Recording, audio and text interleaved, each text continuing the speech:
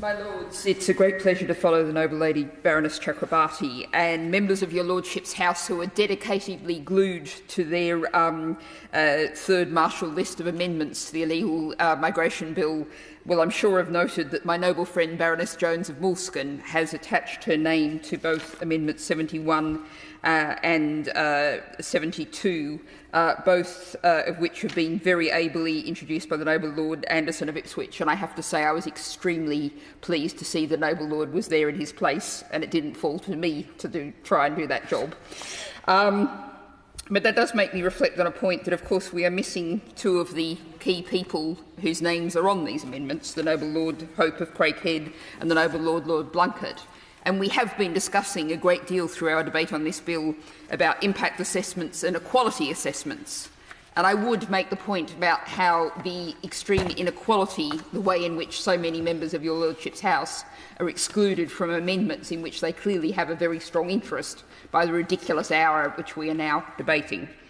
However, in one way, the noble Baroness Jones, my noble friend, and I are in our normal position because my noble friend is a lark and I am an owl.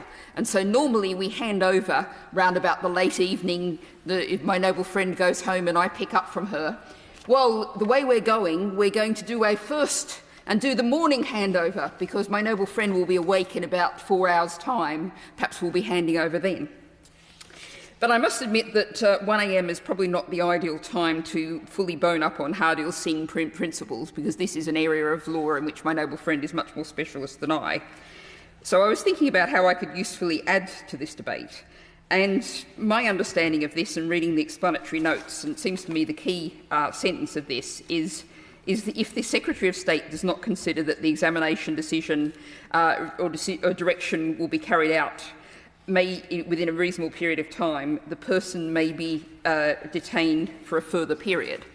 So the question that I wish to put to the noble Lord the Minister looking at that is, how long does the government really think this can go on for? We have a situation now with our incredibly overcrowded prisons, with increasing need for provision for old age pensioners in our prisons. Are we going to see the same thing in immigration detention?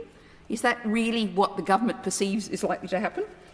But the other point I wanted to make was it was a comparative one, and that's the fact that if we look around other parts of Europe, of course, we have one of the largest already, before the recent and planned extensions, the largest immigration detention suite in Europe.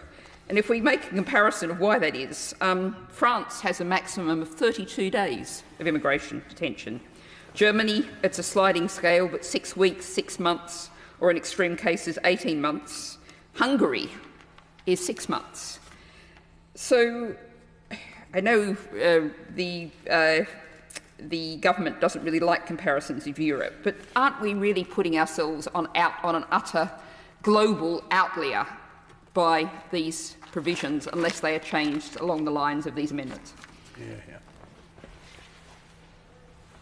My Lord.